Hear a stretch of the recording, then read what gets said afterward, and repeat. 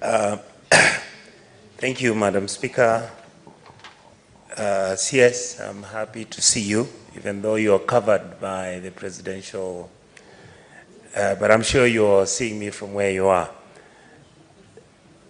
First of all, I would like to say that I'm happy that you're dealing with this issue. I have previously, as you are aware, worked in the same position you're working now.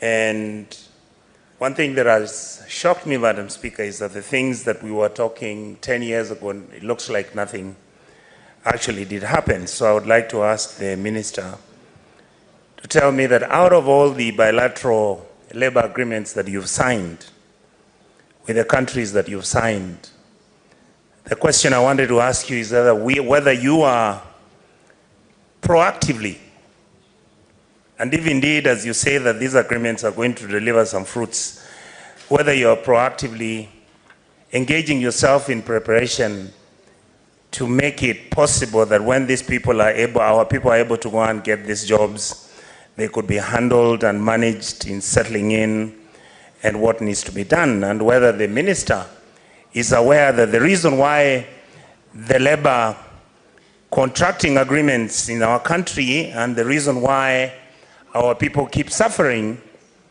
out there once they go to those countries to work is because most of those agreements are actually hidden. Nobody knows what actually is written in there. Nobody understands what the terms and conditions are. So I'm hoping that when the Minister has signed those agreements, he will enable the Labor Committee of the Senate to interrogate that agreement and make sure that we are able to understand what is in it and what we have gained, and if any, what the terms and conditions are. Madam Speaker, the last issue, which is a continuum of the same question I'm asking, is that I don't know whether the CS is aware that if you look at social media, somebody came and posted where they say that they are currently in the US, in Iowa, and out of the 400 people who are now Kenyans who are working in Iowa, this gentleman realized that all the 400 come from one given Kenyan community. The question I wanted to ask the Minister is whether he's aware that his government is recruiting individuals according to their tribes and shipping them over to whichever country they are going to work, and whether he is trying to solve that problem given the fact that Kenyans are expecting equity and fairness when these opportunities come, particularly given that many of us in the Senate represent the county governments. Can the Minister promise this House that when those positions come out and they're going to be distributed to Kenyans, particularly those ones that are targeting certain areas, that all our 47 counties are going to be included, and they will also get the small cake of whatever that the government is trying to bake? Thank you, Madam Speaker. Prime Cabinet Secretary. Thank you, Madam Speaker. First of all, I want to state that one of the things we want to pursue in government and even in the Ministry of Foreign Affairs is an open government policy. By open government policy means that we do not intend to hide any information. We want to share information with Kenyans. They're entitled to it. And therefore, when we conclude any MOUs, they shall not be hidden, they shall be made available to the relevant committees of Parliament.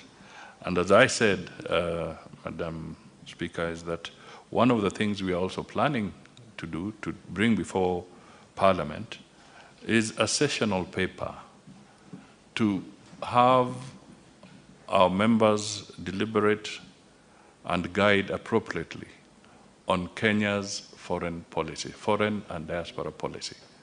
Because all along, this has been confined to the executive, documents are confined to the executive. We want, for the first time, a comprehensive discussion on Kenya's foreign policy. And some of these issues, I'm sure, we will benefit. That document will benefit immensely, or be enriched immensely, from the wisdom of Parliament.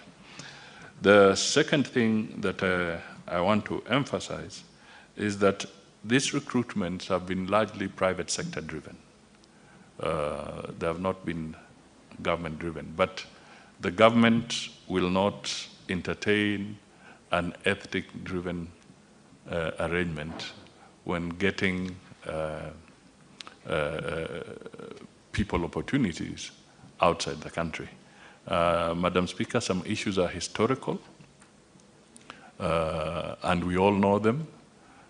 For instance, and my brother, the senator, is very vast in this. He knows that if you went to Minnesota today in the United States, because of historical purposes, you're likely to find a certain inclination of Kenyans, because there were those who broke the ground in that area, and they tend to then invite more and more to come. If